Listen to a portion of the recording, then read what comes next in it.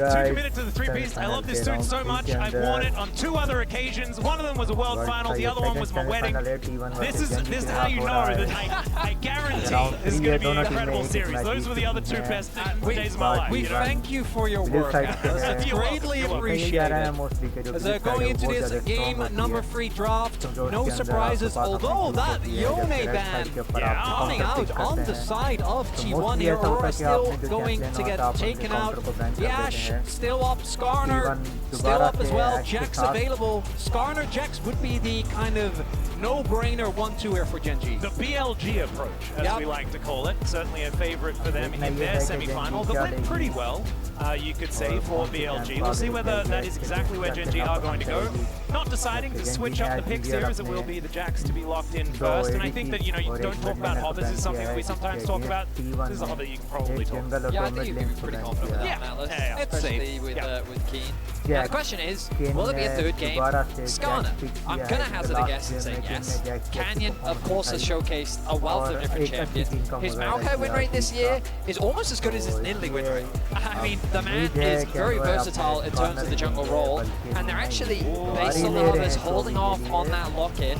Chovy's win rate with Ahri so far in the best of 5s hasn't been the strongest, but last game, he had the Veda over Faker. He was able to have a lot of mid control thanks to the Ahri pick and what was happening around the map. And we'll see what the response is here from T1. Also ties into Chovy's approach. Often as a player, if he thinks a champion is the best, we'll just keep picking that until the antithesis is proven. Renata coming through. Again, Keria having an incredible game, and we will call it for this. And I love it here as well. Always gonna feel strong. The only thing for GENG, you do have the opportunity to pick up like Ezreal here. Doesn't mean your jungle pool is going to get pinched, but getting a non-stationary AD carry I think is going to be a really big deal, because otherwise the team fights are going to be really hard to play out.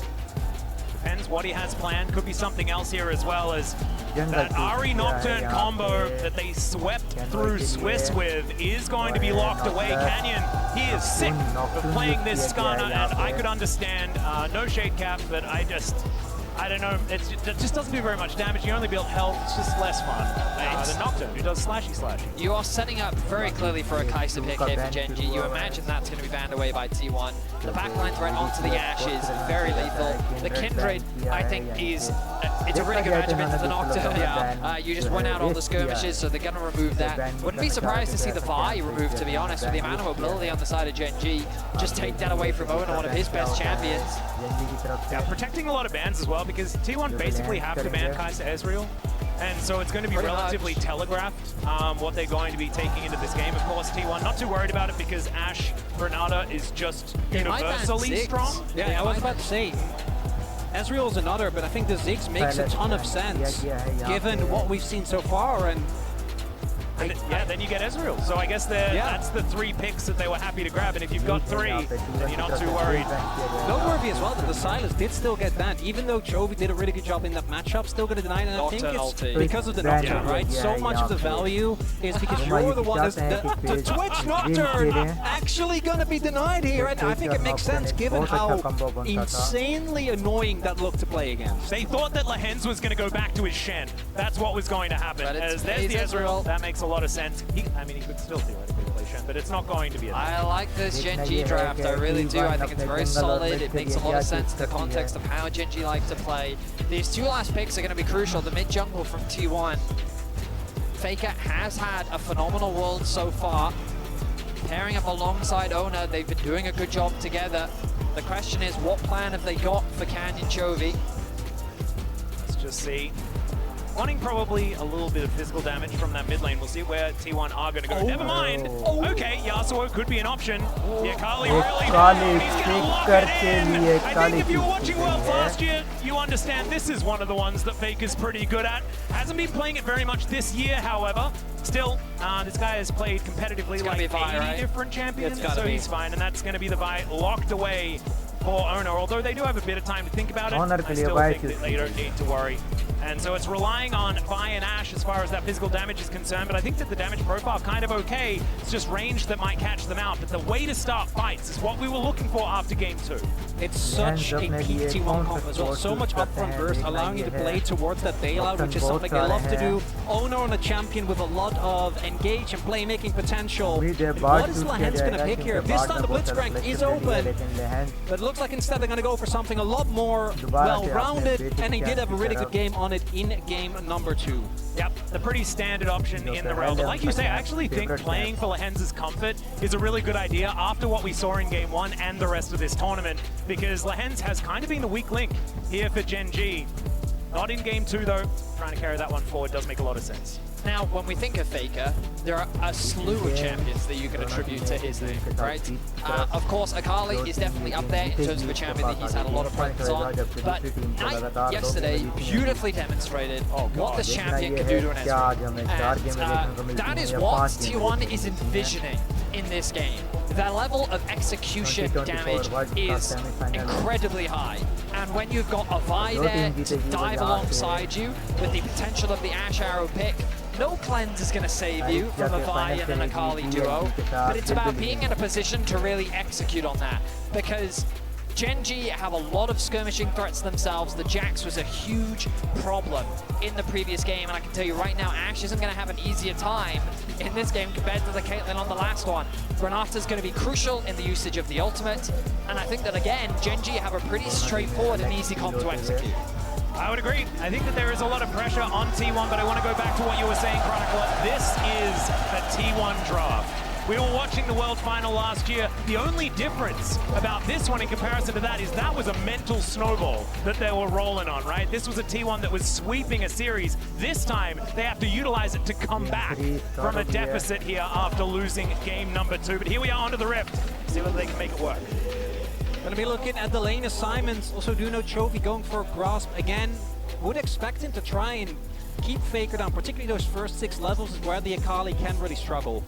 Certainly is. But remember, ladies and gentlemen, you need to log into your Riot account on LoLesports.com and earn watch Worlds Live to earn exclusive emotes, icons, capsules, all that cool stuff. We've got a little bit of time here. You're not going to miss too much, so you can hop on over and you can get that one done just to get some free stuff. It's really cool. Okay, Zeus is standing on wood, and there are a lot of bad guys in the brush. Oh, there's the charm. The Crash as well. Dead Gragas. It's going to take a little bit of time because he's relatively tanky, but still, that's first blood going over to FaZe. And maybe that makes Faker's job a little bit harder. That ward so crucial. Spotting Zeus out. I don't think Chovy's flash was necessary, but he committed it anyway to guarantee that pick. And GENG start off game 3 with first blood. And Chovy's flash doesn't even matter all that much because it's Akali that he's laning against. Not a lot of kill threat in the first 5 levels. So he should be absolutely fine navigating this one. He's also, Chovy does kind of like the laning phase in general, as we're going to see standard lanes here for likely the first time. Do have FaZe now walking up. Tear from the start. Oh god. Something you're going to be very happy about just in what it means for your spikes, because obviously it doesn't really give you any combat stats early. And in this lane, LaHen's and FaZe are just playing to clear the waves, don't be diveable, and get to your items. 2 items for Ezreal is always the main breakpoint from that point on. He only gets stronger. And we do see both junglers starting on opposite sides of the map, although Canyon, I think, started his Raptors then path down, whereas Owner just doing a full topside clear and maybe looking to impact this bot side. And these trades are actually really valuable because it could set up for a possible dive towards the bot side of the map. I will say, it's nice to see him move away from the lane swap, only because while T1, I think, in the Swiss stage, really had phenomenal execution on the lane swap. This, to me, is the bread and butter of Gumayusi and Keria. Their 2v2 laning prowess has been so incredible. And while I think there's some, of course, question marks always when it comes to T1 and Summer, and this World Championship, watching this bot lane 2 versus 2 has been a joy to watch. And you're seeing it right now. They know the strength and the advantage they have. They don't care about the tier. they know that with this Ashe Renata, they can bully this duo as much as they like. Yeah, and I think that this is the biggest benefit of not having a lane swap this time around, and it's curious that GENG didn't decide to opt into it themselves. Maybe just saying that now that we've got a kill on our Ezreal, we're going to be okay, but a tier doesn't really give you a whole lot of sense. Still, the fact that the wave is going to be pushing out and FaZe can pick up a bunch of farm underneath the turret, that's going to be okay. As Faker only hit by the non-true damage part of the Orb of Deception after a couple of abilities go his way. Not going to be feeling too bad here as he's playing with his health bar into Chovy in this lane. Now the Ahri Akali matchup is pretty interesting because once you get to level 5, you can actually start winning out very easily on a lot of trades for the Akali, just because the bonus movement speed from the W makes it very easy to sidestep the E from coming out from the Ahri. The problem is, when you go for the electrocute over the fleet footwork, it's very easy for Chovy to kind of chip away at your HP bar when you're trying to farm, and it means the Faker's in this awkward spot where he now needs the wave to bounce back into him, which is happening, fortunately, but it's this weird awkward middle ground where he's now relying on his Doran shield to kind of mitigate and heal back up in this mid-term lane. It's also, again, the grasp, and I do think that we have seen the past players really get caught off guard by just the extra amount of health that can give you. Akali in particular plays around kill windows so well, but if your first couple of plays don't end up working out and you fall behind the curve, it can be really hard to play out. As obviously Canyon just wants to do exactly this, which is just farm, and even though they don't spot him directly, if they see his top side is down, we'll know that he's on the bot side of the map, but it's an early game Nocturne, not really expecting a lot, but that does mean that Keen is actually in a really awkward spot. His wave state not looking good, already chunked to half, and Owner is on the top side of the map. And full information over to T1 as well, as Canyon walks over that ward. They knew exactly, they had an idea of where he was, but then they get full confirmation. Now Canyon going to try and clear that one out, does get information of the ward he just walked over. Yeah, read the movement. Yeah, as a result, Keen actually just going to go for a recall right here, not wanting to risk too much. And despite the fact that Faker is sat on below half health for the majority of this lane, he has kept these minions really pushed towards Chovy. Does give a lot of control over to T1. Yeah, it's very awkward for him because Chovy's holding onto a monstrous freeze. The idea is Faker, you try and get those early pushes in, and then you get the bounce back, but Chovy's like, no, I'm good. Now the wave will finally bounce back, but he ticks over to level 6. Ideally, Faker wants to back now so that the wave will freeze here, and now Chovy's back is a little bit awkward. He's going to try and interrupt Faker. It will be crucial if he does. Massive, massive, he was massive. on that ward. I thought he was actually just a prophet, but no. Oh, they've actually brought the bot lane over towards mid to catch this wave. Faker can now actually TP box and go lane against FaZe, who can still... Oh, body slam going to miss. That could be a big deal here. They're evening out the health trades that have been going pretty consistently in FaZe's favor. Chovy looking to TP back towards his lane. Will be able to do so. And the first objectives spawning now. We have the Grubs online. Drake's there as well. You can argue either team is very happy to just wait till level 6. You have the Vital position on one end and Nocturne on the other. There's going to be a trade here. Does mean that this time GENG not going to have the checks with unreasonable amount of grubs. Even early trades here. Certainly feels good for T1. This time it's going to be a trade, so it's not going to be the, the grubs team picking up all of the dragons as well. Feeling a lot more even. Secured, and I think both teams are quite happy with the current game state. Obviously T1 are setting their sights on a top lane play right now. Keen level 6, as there's resistances, no Ashe Arrow available yet. Yeah, Lens looking to get himself into position. I think they had an idea something was going down. Notably, Canyon not quite level 6 just yet, doesn't have that paranoia up and available as T1 don't opt in for any sort of dive attempt, but Keen still wanting to get aggressive on Nagumayushu, does have to cleanse.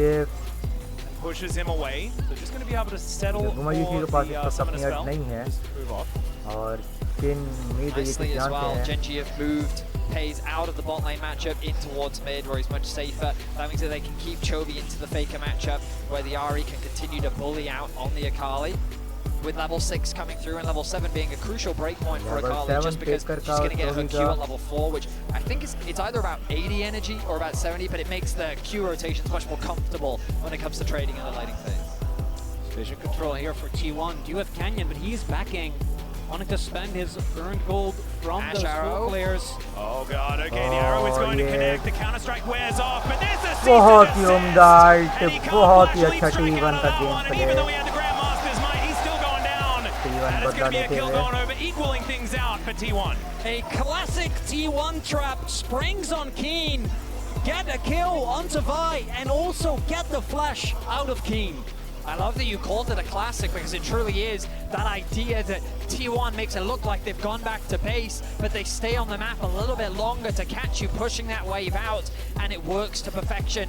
They're able to equalize the kills, and T1 find their first of the game. And I love this. I feel like it harkens back to something that Chovy was talking about in the tease earlier on. The fact that, you know, Faker was known so much for these mind games that he plays. I think it's all of T1 that does those mind games now. It used to be maybe a little bit too much with excessive Barons being started every single game. Becomes less of a mind game and more of a you do this every game. A bad habit. Yeah, kind of. But they are always just trying to push these advantages, trying to find opportunities where their opponents don't have enough information to be able to do what they want. So really nicely done here from T1 to try and claw back a bit of control of this game. But right now, plate should be going over to Chovy here. As Akuma not going to be too worried. Canyon, level 7. Again, it's a relatively slow early game. Kind of what we've come to expect from these two teams as they prioritize time, but also it just goes to show how difficult it is to kill these players.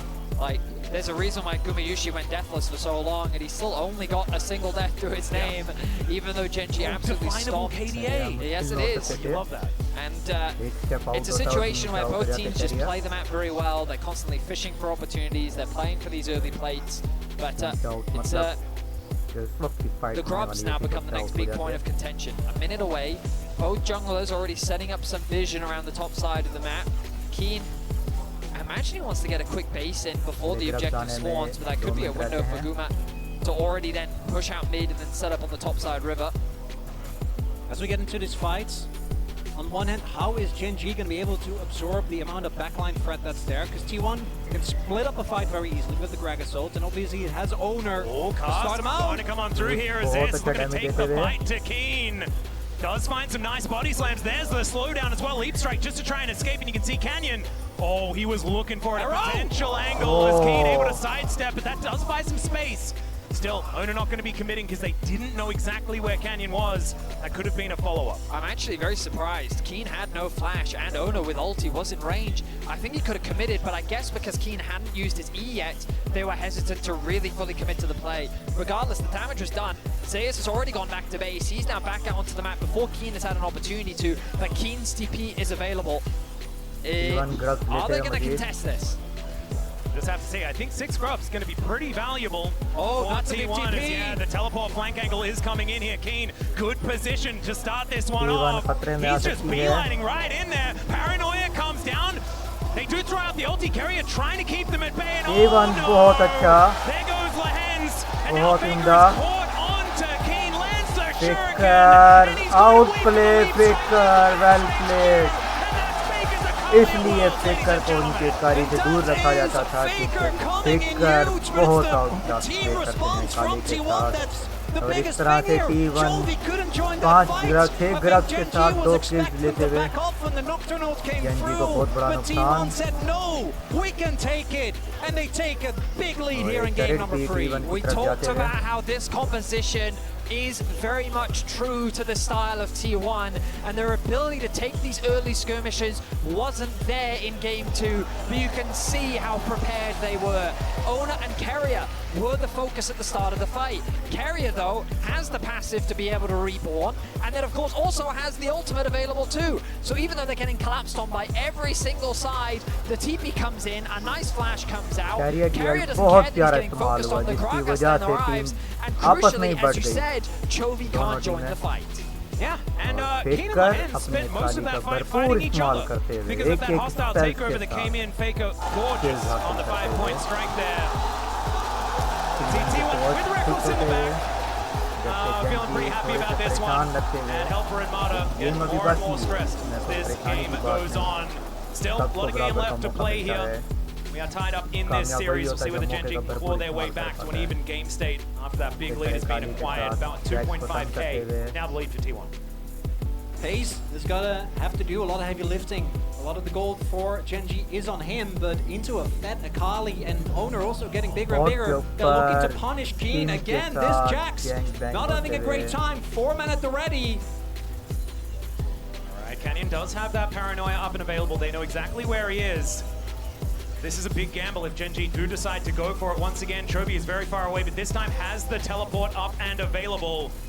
Nice little stun to come through there as Keen now with the Counter-Strike on cooldown. They're trying to deal with these waves, but another one conga lining in.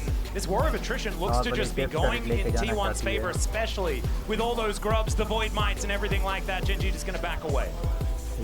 GENG seeding more, and T1 no, like we don't have to dive this, we can just poke them down. The only way with the range that GENG have that they can never really push back is if they actually hard commit. But because of the vision, T1 knows everyone is in the area. Chovy was showing on top wave, and they weren't worried about a possible collapse. The timing was fantastic as well. T1 had gotten a deep push into top side, which meant that Chovy went to go and answer.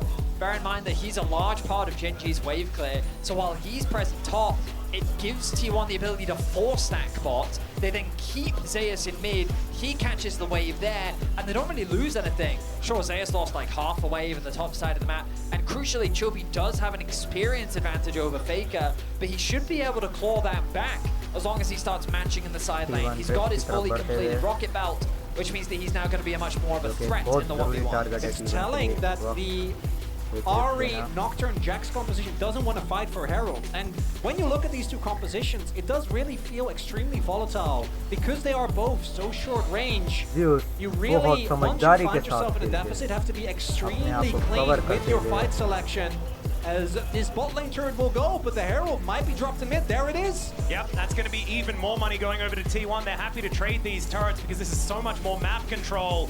As Canyon's doing his very best to try and clear things out. Dustbringer should be able to help. As there's the charge, and this turret's not going to be long for the wall. Oh, ये और kill T1 के पास. Trying to crash his way out. Humayuki का बहुत प्यारा game and it's another. Oh, never mind, not another charge. That's a smite coming through. ऑनर बहुत उम्दा week खेलते हुए बहुत ही उम्दा वीक का प्ले ऑनर का. I mean, it's just a beatdown from T1. If game 2 is 6 oh god, okay, there's gonna be 5 people towards this top side of the map as Pay's looking to try and get on in there. Another cast. और बहुत ही उम्दा बहुत उम्दा T1 बताते हुए कि हम world defending champion हैं. Utilizing the second portion of his ultimate because he can, and it's all of a sudden a 6,000 gold lead. It's just a relentless barrage of punch after punch, and T1 are not letting up. They use the Herald mid. Lehend with a slight overstep gets collapsed on. The first damage from Ona and Kuma being that he drops first. And then look at this play. Canyon thinks that he can punish Carrier, but the way in which Ona turns this around, connects the Q, the ulti to follow, the Ashe passive is stacked, and they're able to get a double for Kuma. And what's crazy is they didn't even slow down there, because Faker was pushing out the top wave. They turn to top, they get that objective as well, they get another kill. It's gone from bad to worse for GENG in this one, but T1 really showing that this bounce back was real. And coming into this series, they'd only played on blue side one time. This is the third time they've been on blue side this whole Worlds, which is kind of crazy to me because they do love this side of the map, and they are demonstrating to us that in this series, it is not going to be any different. And hope, like what I'm trying to get to here is that we might have 5 games. That'd be super.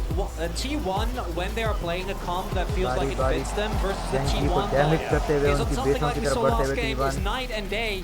I mean, there is like a perfect example for this. We have the stats for Keen on Jax in the last game. If you compare that to what he's doing now in this game, it is absolutely night and day. And Zeus on this Gragas in comparison to the Maokai बहुत is प्यारा incredible. art Speaking of which, he's going to देके get steal tagged किया. by that arrow. Still, there was no one there to follow up. So he's just going to be denied a turret take.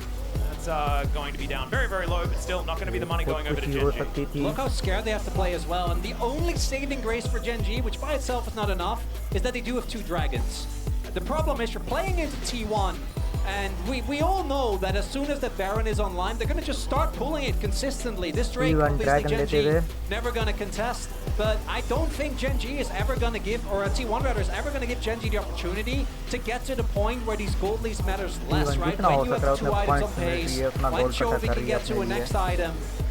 As oh, it's going to continue Lehend being very के लिए एक possible और to खतरा. be able to make those advantages happen. And if Faker gets into the shroud, Zay's going to follow. Oh, Faker, dashing up to Canyon and Keen here.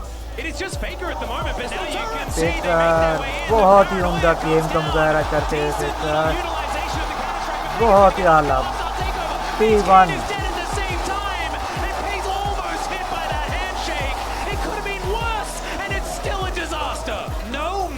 will be shown to their domestic rivals as T1 just run through GENG once more. There is no Baron for them to get. 18 minutes in and they are slaughtering GENG. GENG, the only reason why Baron isn't taken is because we're 18 minutes in. Yeah. It's 9-1, 6.5k gold lead here. And GENG, they can't even get near the waves. Game 2 was systematic dissection from GENG. They controlled the map, they were patient, and T1 were suffocated. But in this game, T1 are just brawling. It's a sledgehammer. It is a beatdown. And sure, a bit of anti-synergy there as this knocks Lehens out of the way of Faker's E. He flashes to try and cancel the back, doesn't quite get it in time, but he says, guys, I'm not letting my ulti be wasted, you better collapse here. Here comes Ona, and then the follow-up comes through. T1 from these winning positions are always going to be looking for more and more aggressive side lane punishes. And GENG, not respecting pace, just has to watch his teammates die. Nothing that he can do there. And the travel on the Shuriken backflip there as well from Faker. This guy, when he plays Akali at Worlds, it's just a beauty to watch as we're straight into it once again. Magnus Storm going to come down. This could be a pick as carrier. Actually more tanky than we might have expected. He gets बहुत उम्दा Renata का इस्तेमाल is in on the action still. He's going to go down. The Guma casters Yuki remove बहुत Hayes, अच्छा and move करते हुए Dominicius अपने on a footsteps rampage. को यूज Keen करते is हुए on the floor, and T1 are looking to shut out this game. Carrier doesn't even die, gets the full value from the bailout. The TP comes in, and they're not gonna relent. Chovy and Pace just again have to watch their teammates fall one after another, after another. T1 is just crushing GENG with their wallets right now. GENG admirably tried to find the pick, but you said it yourself, Atlas, Carrier way tankier than they were expecting. And while they expected to one-shot Carrier, he bought enough time to allow T1 to collapse and turn it around. Now, the Baron is on the Rift. Another bad fight for GENG will result in that objective falling. And you can see the vision coming through from Lehens. He chopped 3 wards in a nice little triangle, I guess, to just try and make sure they have some semblance of information. Yeah, maybe something won't get swept. With how deep in they are, like even a good fight might mean Baron is gone, but maybe you get like a bounty or 2. Things are looking dire, and unlike some of the previous games, the ranged wave clear is really lackluster when it comes to these Baron minions. Oh, handshake going to connect there, not a lot of follow-up onto Lehens as they didn't have a lot of information. Red buff is the prize that they're looking for, but it's going to get reset, and it looks like Ona should be able to take control of it. Into the Shroud goes, Faker's now paranoia. They think they might have them where they want them. As over the wall goes Chovy's got the flank angle, and they take the Boomer to start off the fight, but it has to be paid for by Keen. Now a 4 versus 4 as T1 look to rally back into position. Can they win the fight without Guma is the question. He's so much of their consistent damage. Is now Chovy dancing around, not able to find too much more, and T1 back away. You're completely right, Atlas. Losing Guma is a lot of the damage gone, so T1 have to be a lot more careful.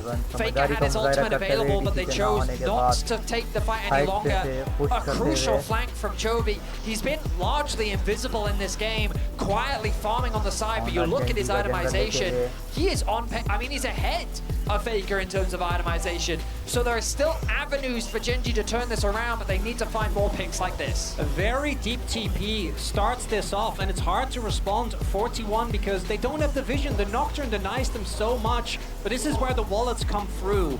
Even with the carry being taken out immediately, GENG don't really have an opportunity to chase further, because if they get another kill there onto maybe Faker, you turn it into a Baron, the game might be playable instead. It's a moment of respite, but T1 still have a very tight clutch in this game. Yeah, Faker actually looking for Chovy here as he gets into the Shroud. The rest of T1 now moving up. The arrow not going to connect. As GENG are now looking to back away. Now it's Zeus' turn to start a bit of an engage with a body slam.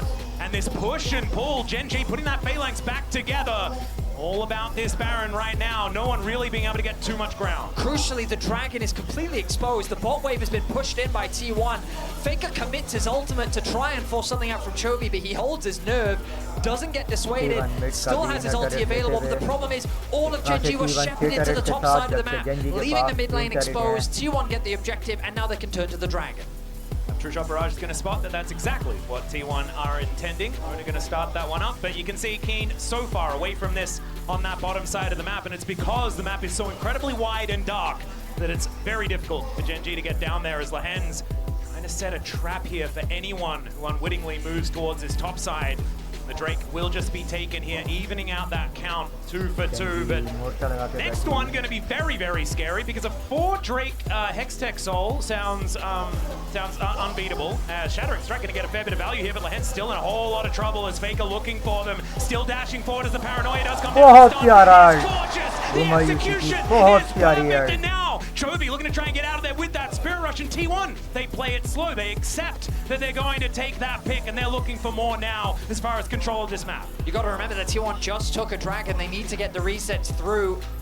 Crucially in all of this, while the trap was turned on its head, notice that Chovy has a 2-level lead over Faker. He has been over-grouping, and he has been denied a lot of farm. Even that top wave just now, he conceded over to Zeus to make sure that he was getting the resources. And while there are advantages across the board, Chovy becomes the sole win condition for GENG.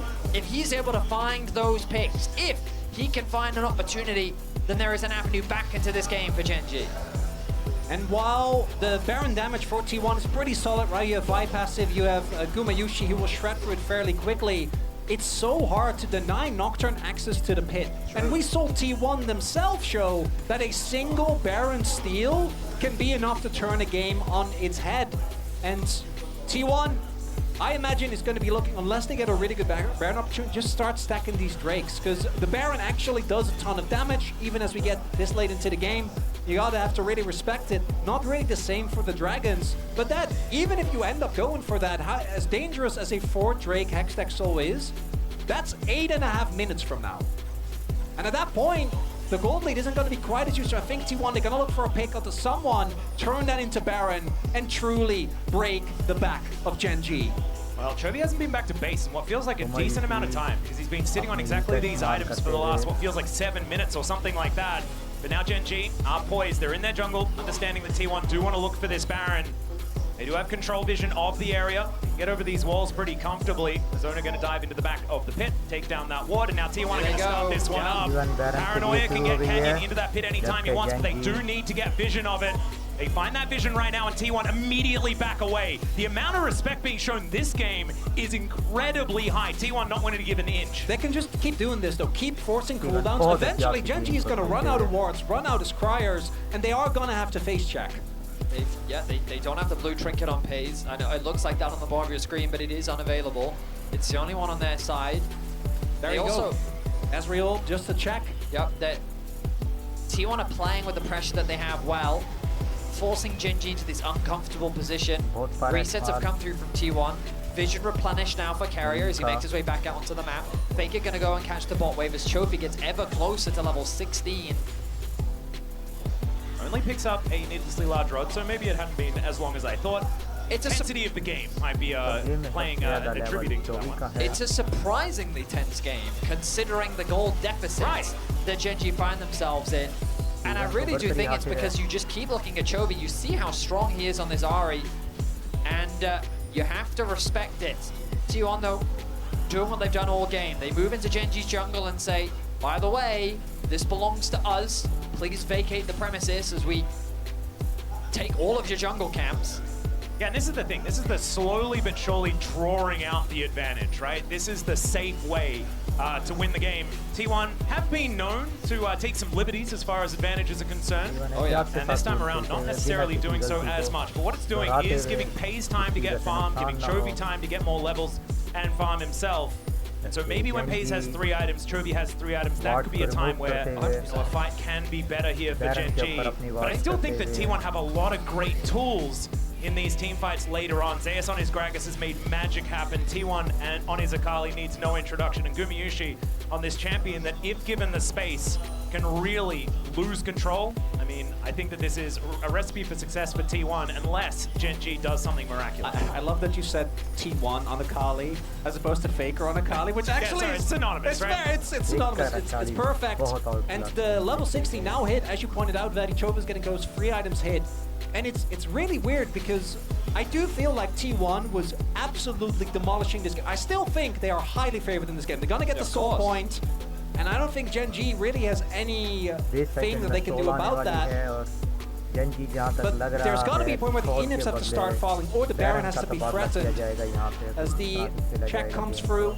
Obviously quite early, not really going to spot those anything. 2 dragons were so valuable because it kind of just bought them time. They can choose to concede this objective as well. The top wave being pushed in, GENG playing the side lanes methodically. They're not over-forcing their hand. And what felt like a beatdown earlier, it felt like that we were going round for round in a boxing match, and T1 was just generating point after point after point. But now we're kind of in this back and forth, a lot of dodging's been happening, and GENG have been able to stall out enough where it feels like their stamina has been regained, and a single good punch from them could be enough to swing the whole game. Especially now, that third item does come through here for FaZe. He's feeling a whole lot better in this game right now. And on his Ezreal, we know that Ezreal can do some pretty ridiculous things as the game goes on, thanks to Elk for letting us know. FaZe is no stranger to it. This was in fact one of his first mains that we ever saw. Him in Challenger is something that Chronicle will not shut up about. Well, I was going to talk about it actually, but thank you for being That's good. That helps. That goes with the vibe. Real smart. Oh, no, I don't have to. I feel like you've cast with him before. Yeah, no, I've seen him around. Every now and then. He looks like an imposter. He looks like Chronicler from back in the LCK, but he's got this moustache, so it can't be him. As T1 desperately tries to catch someone up, GENG off guard. For T1 though, the guarantee of the next Drake setup is amazing because GENG has only 2 Drakes, so they can very happily give that up. Whereas GENG 100% is gonna have to play towards that soul. I know that in theory you can do the, okay, you get soul, we get Baron, but it's Hextech soul. We saw in the previous game how hard the game becomes to play out, and Guma's volleys alone are gonna be an absolute nuisance if you're trying to play, particularly if you're trying to play very far forward, very aggressively. The slow makes it so hard. GENG still setting up these traps, but it's so easy for T1 to check. Yeah, Hawkshot is a pretty powerful ability. True Shot Barrage not going to find any joy here as Faker on a flank angle taking control of the mid lane, and you've got the split pushing Gragas, that nimble large man moving in the bottom lane, trying to put pressure on GENG. I don't know if you guys ever get this, but I have this weird feeling that Chovy's going to do something really crazy. Like in your waters? Owner? Oh yeah, Owner was thinking about it. The arrow is going to go wide, but still Spirit Rush has to be invested as FaZe gets caught by Handshake, and now over the wall they go, but Owner might be going a little bit too far. You've got Zayas coming in though, just trying to be the hero. And speaking of heroes, काली का बहुत अच्छा play करते हुए गुमा UTS का भरपूर इस्तेमाल करते हुए जो कि पेस के पीछे लग गए थे। T1 को बैरन ही नहीं, पेस भी चाहिए। इनर टरेट लेते हुए T1 24 जो कि अभी बचे हुए हैं। Not going to let GENG claw their way back in this game. Canyon tries to flash just to clear the wave. बहुत उम्दा Gragas here. Not enough. It's Chovy left on his lonesome. He's going to need to be that hero as these minions are going to now join these Nexus turrets. Lahens Guma Yuki Lance को 1v1 में डालते हुए this game is over. Chovy just trying to get back to his fountain. Goes golden alongside Faker. बहुत प्यारा game play फेकर का। फेकर अपने play की वजह से मशहूर है और T1 दूसरी गेम जीत गई।